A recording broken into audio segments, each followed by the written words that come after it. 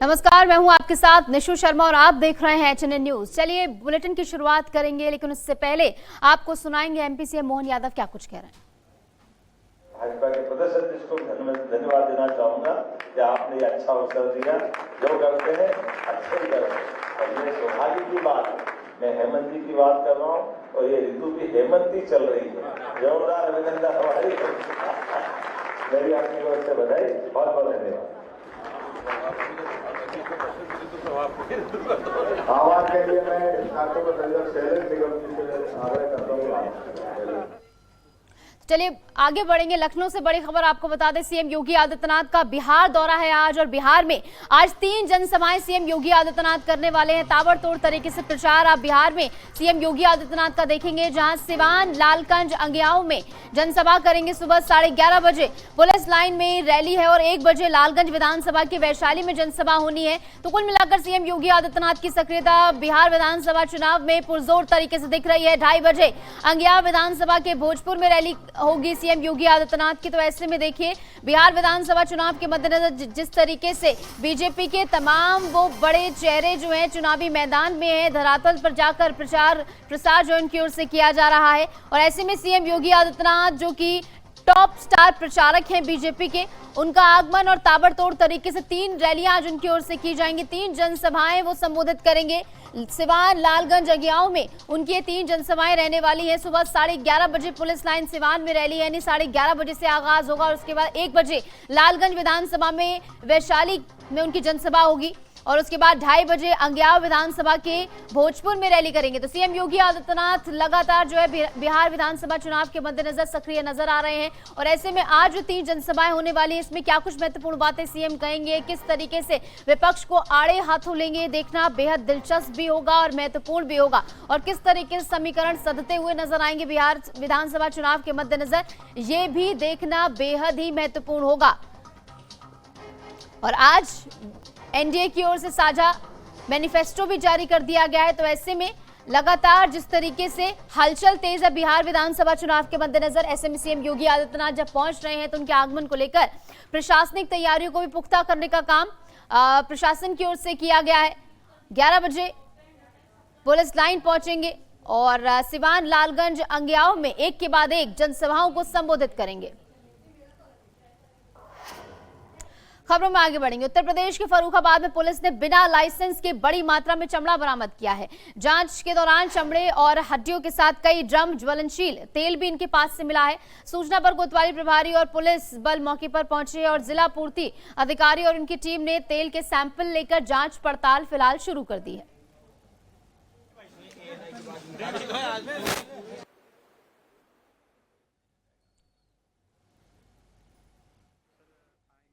ये तेल का, नकली तेल का काम होता है। इसके संबंध में यहाँ आया गया, मौके पर जांच की गई है तो 37 भरे हुए ड्रम तेल पाया गया है जी।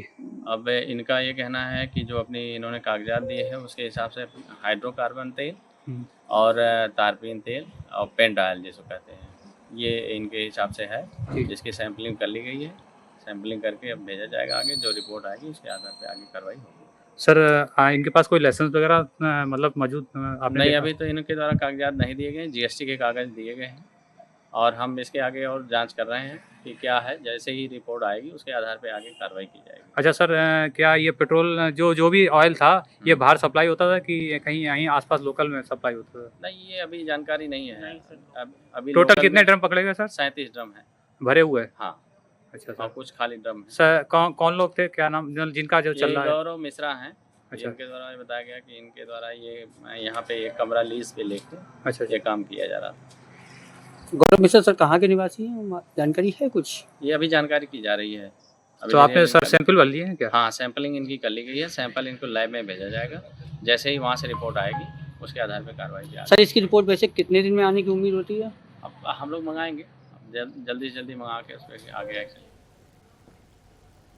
बढ़ेंगे आगे। आज पूरे देश में अखंड भारत के शिल्पी लौह पुरुष सरदार वल्लभ भाई पटेल की 150वीं जयंती मनाई जा रही है। देश में उनके अद्वितीय योगदान को याद करते हुए उन्हें श्रद्धांजलि अर्पित की जा रही है। सरदार पटेल ने कहा था कि भारत की अखंडता से कोई खिलवाड़ बर्दाश्त नहीं किया जाएगा।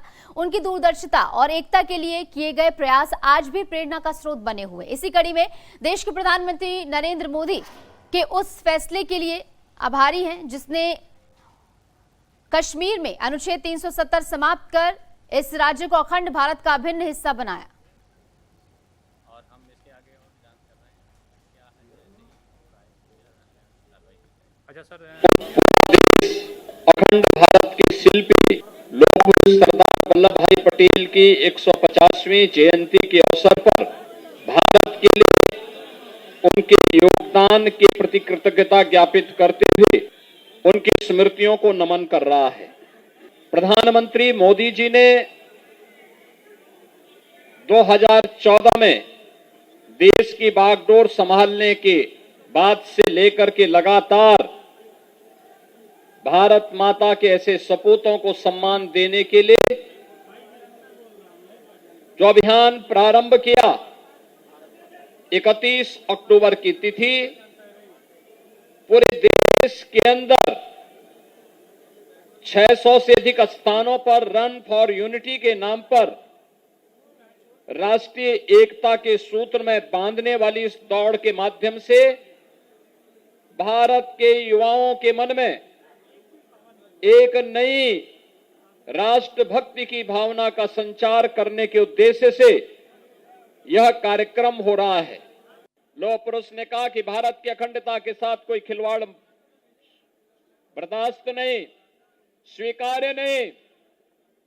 आप मानेंगे, बातों से मानेंगे, अच्छी बात है, नहीं मानेंगे, हमारे पास दूसरे भी तरीके हैं। और केवल पुलिस ही पहुंची, फोर्स अभी पहुंची ही नहीं थी कि दोनों निजाम भी, हैदराबाद का निजाम भी और जूनागढ़ का नवाब भी दौड़ गया, भाग गया। भारत छोड़ करके भागने के लिए उन्हें मजबूर होना पड़ा। राष्ट्रभक्ति का भाव जब इस रूप में होता है तब राष्ट्र अखंडता के सूत्र में बंद करके अपनी एकता को सुदृढ़ बनाए रखता है। तो वहीं कानपुर में राष्ट्रीय एकता दिवस के अवसर पर रन फॉर यूनिटी का भव्य आयोजन किया गया। कार्यक्रम की शुरुआत ग्रीन पार्क स्टेडियम से हुई, जहां जिलाधिकारी जितेंद्र प्रताप सिंह ने हरी झंडी दिखाकर दौड़ का शुभारंभ किया। इस अवसर पर बड़ी संख्या में स्कूली छात्र छात्राएं, अधिकारी, कर्मचारी और नागरिक शामिल हुए। सरदार वल्लभ भाई पटेल की 150वीं जयंती पर सभी ने राष्ट्र की एकता और अखंडता की शपथ ली है। प्रतिभागियों ने दौड़ के माध्यम से संदेश दिया कि हम सब एक हैं और यही है भारत की ताकत। कार्यक्रम में देशभक्ति और एकता का शानदार उत्साह भी देखने को मिला। बहुत बढ़िया रहा, देखने में मजा आ गया। हाँ, राष्ट्र पुरुष सरदार वल्लभ भाई पटेल जी की 150वीं आज यहाँ पर जन्मशती है और उसी क्रम में ग्रीन पार्क ऐतिहासिक स्टेडियम में एक रन फॉर यूनिटी हुआ है, जिसमें हमारे ऑफिसर्स ने और बच्चों ने, युवाओं ने, ऑफिसर्स ने भाग लिया है। और ये इस कॉन्सेप्ट के लिए है कि जो देश है उसके लिए हम सब लोग उसका कॉन्स्टिट्यूएंट हैं और महापुरुष ने चूंकि हम लोगों को जोड़ा है और छोटे छोटे टुकड़ों में, राज्यों में, प्रिंसली स्टेट्स में बटे हुए थे, उनको जोड़कर हमें इंडिया के रूप में आज खड़ा किया है। तो उनको एक प्रकार से नमन करने के लिए, उनका धन्यवाद ज्ञापित करने के लिए ऐतिहासिक ग्रीन पार्क स्टेडियम में आज का प्रारंभ हुआ। और ये कार्यक्रम पूरे सप्ताह कानपुर जनपद में विभिन्न स्थानों पर, विकास खंडों में, नगर निकाय में चलते। और इस बीच एक बड़ी खबर आपको बता दें, उत्तर प्रदेश के फर्रुखाबाद में दर्दनाक हादसे को लेकर खबर है। बरसात के चलते कच्ची दीवार गिर गई, सोते वक्त परिवार मलबे में दब गया। मलबे में दबने से एक की मौत की खबर है। महिला और बच्ची गंभीर रूप से इस हादसे में घायल हो गए हैं। दोनों घायलों को जिला अस्पताल में भर्ती कराया गया। पुलिस और स्थानीय लोग मदद के लिए मौके पर पहुंचे। तो बरसात के चलते कच्ची दीवार जो है यहाँ पर ढह गई और ऐसे में बड़ा हादसा यहाँ पर हो गया है। तस्वीरें भी आपको दिखा रहे हैं किस कदर मकान का जो एक हिस्सा है वो मलबे में तब्दील होता हुआ नजर आया। मलबे में दबने से एक व्यक्ति की मौत हो गई है, जबकि 2 लोग इसमें गंभीर रूप से घायल हैं। बताया ये जा रहा है कि महिला और बच्ची इस हादसे में गंभीर रूप से घायल हुए हैं। ऐसे में सब सो रहे थे जिस दौरान ये हादसा हुआ। फिलहाल दोनों घायलों को जिला अस्पताल में भर्ती करा दिया गया है, जहां पर उनका इलाज जारी है। हालांकि उनकी हालत को लेकर अभी बाकी जानकारी आना शेष है। पुलिस और स्थानीय लोग मदद के लिए मौके पर पहुंचे और जल्द से जल्द घायलों को जो है अस्पताल में भर्ती कराया गया।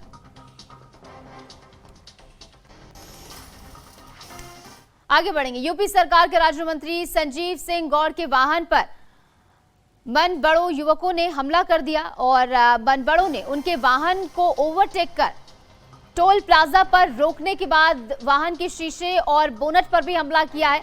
लखनऊ नंबर की थार गाड़ी से ओवरटेक किया गया। मौके पर जो है बताया जा रहा है कि जैसे ही कुछ खबर हुई तो मौके से आरोपी जो है फरार हो गए। पुलिस थार को हिरासत में लेकर प्राथमिकी दर्ज कर मामले की छानबीन कर रही है। तो ये वीडियो भी देखिए जहां पर वाहन के शीशे और बोनट पर हमला किया गया बताया गया है और पहले वाहन को जो है ओवरटेक किया जाता है, उसके बाद वाहन से जो है लोग बाहर आते हैं, शीशे पर बोनट पर वो हमला करते हैं। पुलिस ने थार को हिरासत में लेकर प्राथमिकी दर्ज कर ली है। आगे की जांच फिलहाल की जा रही है, कार्रवाई जारी है। यूपी सरकार के राज्य मंत्री संजीव सिंह गौड़ के वाहन पर यह हमला हुआ है।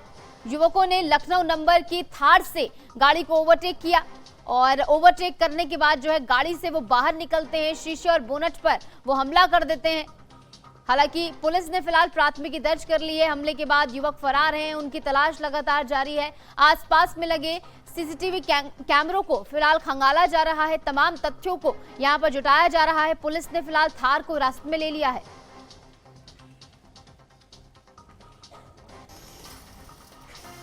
आगे बढ़ेंगे। कानपुर पुलिस की बड़ी कार्रवाई देखने को मिली। देश भर में 60 लाख रुपए से ज्यादा की ठगी का खुलासा हुआ है। 2 साइबर ठग इसमें गिरफ्तार हुए हैं। तो बड़ी खबर आपको बता रहे हैं, एमबीए छात्र यहां पर ठग निकले हैं। नौकरी छूटने के बाद उन्होंने फ्रॉड सेंटर खोला और क्रेडिट कार्ड लिमिट बढ़ाने के नाम पर लोगों से ठगी कर रहे थे। तो ऐसे में इनका भंडाफोड़ हुआ है। देश भर में 60 लाख रुपए से ज्यादा की ठगी का खुलासा इसके जरिए हुआ है और ऐसे में एमबीए छात्र ये ठग निकले हैं। 2 साइबर ठग इसमें गिरफ्तार हुए हैं। नौकरी छूटने के बाद फ्रॉड सेंटर इन्होंने खोला और क्रेडिट कार्ड की लिमिट बढ़ाने के नाम पर ये जो है ठगी करते थे। कुछ शिकायतें प्राप्त हो रही थी कि लोगों को कॉल करके और क्रेडिट कार्ड के लिमिट बढ़ाने का लोभ दे करके और उससे ठगी की जा रही थी। इस सूचना पर एक अभियोग थाना गोविंद नगर पर पंजीकृत किया गया था। उसकी हमारी साइबर सेल की टीम और साइबर थाने की टीम लग करके लगातार प्रयास कर रही थी कि इस पर काम करें।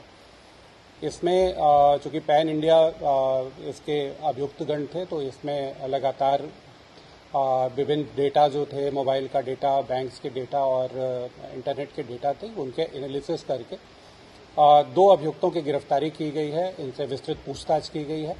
अब तक की जांच से ये 35 अपराधों में संलिप्त पाए गए हैं, जो पूरे देश के विभिन्न भागों से आए हैं और इसमें करीब अब तक 60 लाख रुपए की धनराशि की ठगी की बात प्रकाश में आई है। अभी विस्तृत जांच जारी है, विस्तृत पूछताछ की जा रही है। अनुमान है कि और भी इस तरह की शिकायतें इनके ऊपर होंगी। इनको चंडीगढ़ से और दिल्ली से गिरफ्तार किया गया है। इनसे जो क्रेडिट कार्ड की धोखाधड़ी से जो कुछ सामान खरीदे गए थे, बैट्स खरीदे गए थे, क्रिकेट किट खरीदी गई थी, वो सारी वस्तुएं बरामद की गई हैं। एक थार गाड़ी खरीदी गई थी इन्हीं पैसों से, उसके वो भी बरामद कर ली गई है। विस्तृत पूछताछ जारी है। पूछताछ में जो भी अन्य तथ्य प्रकाश में आएंगे उनके आधार पर अग्रिम। खबर मुजफ्फरनगर से है, जहां मेघाखेड़ी गांव में वॉलीबॉल खेलने को लेकर 2 पक्षों में विवाद हो गया, जो खूनी संघर्ष में बदल गया। झगड़े के दौरान एक 19 वर्षीय युवक की चाकू मारकर हत्या भी कर दी गई। घटना के बाद गांव में हड़कंप मच गया। पुलिस ने तुरंत कार्रवाई करते हुए एक आरोपी को हिरासत में लिया है और मामले की जांच शुरू कर दी गई है। वरिष्ठ पुलिस अधीक्षक संजय कुमार वर्मा ने घटनास्थल का निरीक्षण किया है और मृतक के परिजनों से मुलाकात की है। पुलिस ने शव को कब्जे में लेकर पोस्टमार्टम के लिए भेज दिया है और फिलहाल आगे की कार्रवाई जारी है। देखिए, मेघाखेड़ी गांव है, मेघाखेड़ी, थाना मंडी, जनपद मुजफ्फरनगर। इसमें अभी एक 5 साढ़े 5 बजे वॉलीबॉल का गेम चल रहा था और उसमें आउट और राइट को लेकर, फाउल को लेकर के झगड़ा हुआ, जिसके परिदृश्य में जो है दोनों बहुत ही 19-20 साल के लड़के हैं, दोनों पक्ष।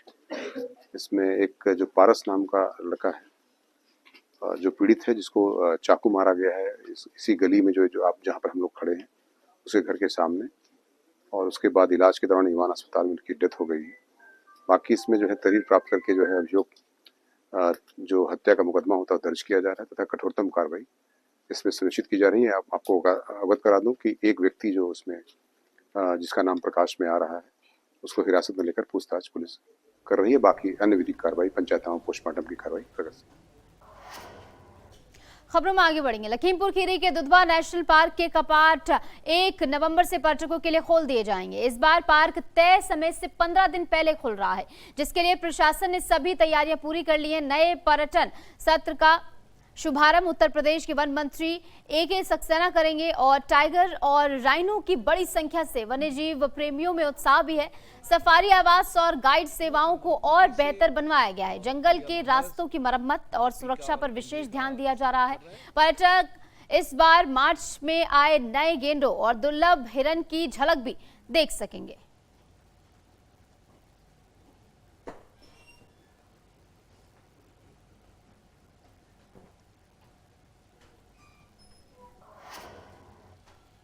आगे बढ़ेंगे। एटा के वन विभाग में बड़ा भ्रष्टाचार का मामला सामने आया है। आरोप है कि हरे पेड़ों की अवैध कटान को रोकने के बजाय वन विभाग के अधिकारी रिश्वत लेकर कटान की अनुमति दे रहे हैं। एक ठेकेदार धाराजीत ने आरोप लगाया कि हरे पेड़ों की कटान के लिए 3000 रुपए वन दारोगा को दिए गए, जबकि 1000 रुपए कोतवाली निधौली कला के सिपाही आशीष को दिए गए।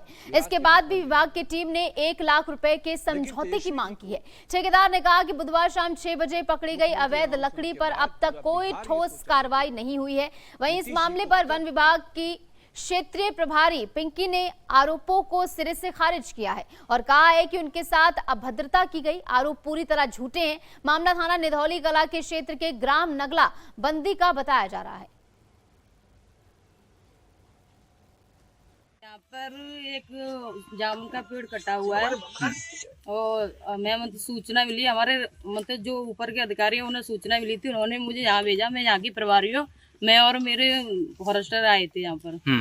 तो हम आए थे मतलब मैक्स निकलवाने की कोशिश की, इन्होंने जानबूझ के यहाँ पे मैक्स फंसाई हुई है कल शाम से। उसके बाद हमारे रेंजर साहब भी आए थे मौके पर। ये सब लोग यहाँ से भाग चुके थे और तो कल से मैं आई हूँ, जब से ये लोग बदतमीजी करने लगे, दारू पिए हुए, इतनी भयंकर दारू पिए हुए या गाँव वाले। फतेहपुर में अवैध अतिक्रमण के खिलाफ प्रशासन का बुलडोजर चला है। सदर तहसील के सनगांव मोड़ के पास एक ट्रक सर्विस सेंटर संचालक ने पुलिया को बंद कर अवैध अतिक्रमण कर रखा था, जिसकी शिकायत स्थानीय किसानों ने बिंदकी विधायक और डीएम से की थी। जिसके बाद सदर तहसील प्रशासन ने मौके पर पहुंचकर बंद नाले से अतिक्रमण को हटाया है। बता दें कि नाला बंद होने से किसानों की सैकड़ों बीघा खेत गंदे नाले के पानी से बर्बाद हो रहे थे। ऐसे में प्रशासन की इस कार्रवाई से किसानों को बड़ी राहत भी मिली है।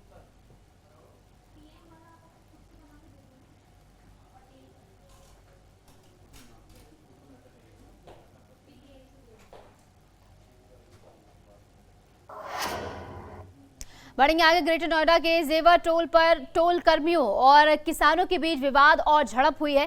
किसानों ने टोल वसूली और बाउंसरों के खिलाफ प्रदर्शन किया है। सूचना मिलने पर पहुंची पुलिस ने किसानों को कार्रवाई का आश्वासन देते हुए मामले की जांच शुरू कर दी है।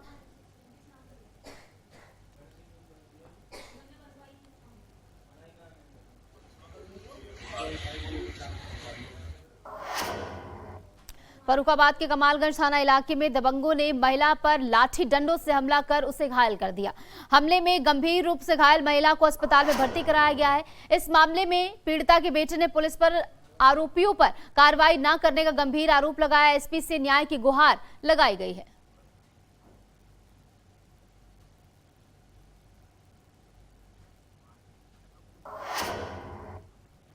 आगे बढ़ेंगे। उत्तर प्रदेश के वन मंत्री डॉक्टर अरुण कुमार का 2 दिवसीय दौरा रहने वाला है। आज लखीमपुर खीरी के 2 दिवसीय दौरे पर वन मंत्री रहेंगे। दुधवा नेशनल पार्क पहुंचकर समीक्षा बैठक करेंगे। दोपहर 3 बजे पौधारोपण कार्यक्रम में भी शामिल होंगे। वन्यजीव संरक्षण और पर्यटन विकास को लेकर निर्देश उनकी ओर से दिए जाएंगे। 1 नवंबर को पर्यटन सत्र 2025-26 का शुभारंभ भी उनके हाथों होना है। तो ये बड़ी खबर आपको बता रहे हैं, जहां पर दोपहर 3 बजे पौधारोपण कार्यक्रम में शामिल होंगे।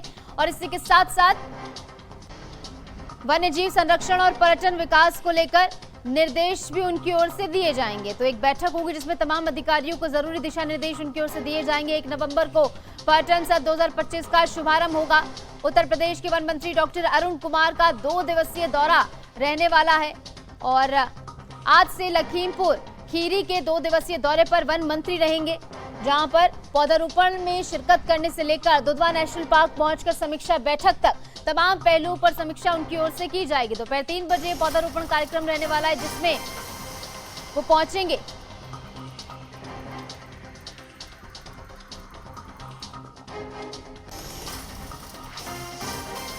उत्तर प्रदेश के वन मंत्री डॉक्टर अरुण कुमार का 2 दिवसीय दौरा रहने वाला है, जहां पर 2 दिन तक लखीमपुर खीरी में ही वो रहेंगे और यहां पर पौधारोपण कार्यक्रम में शिरकत करेंगे। दुधवा नेशनल पार्क पहुंचकर समीक्षा बैठक करेंगे। दोपहर 3 बजे पौधारोपण का कार्यक्रम रहने वाला है जिसमें वो शिरकत करेंगे। वन्यजीव संरक्षण और पर्यटन विकास को लेकर निर्देश उनकी ओर से दिए जाएंगे। उत्तर प्रदेश के वन मंत्री डॉक्टर अरुण कुमार का 2 दिवसीय दौरा रहने वाला है।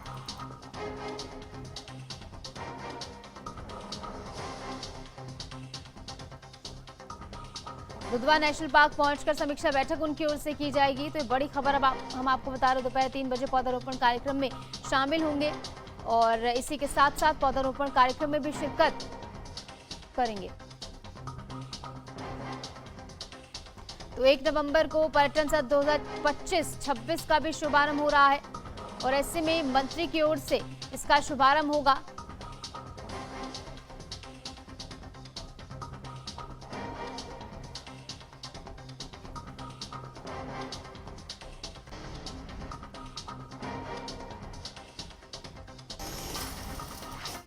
और फिलहाल के लिए हमारे इस खास बुलेटिन में इतना ही। खबरों का सिलसिला लगातार जारी है, आप देखते रहिए HNN न्यूज़।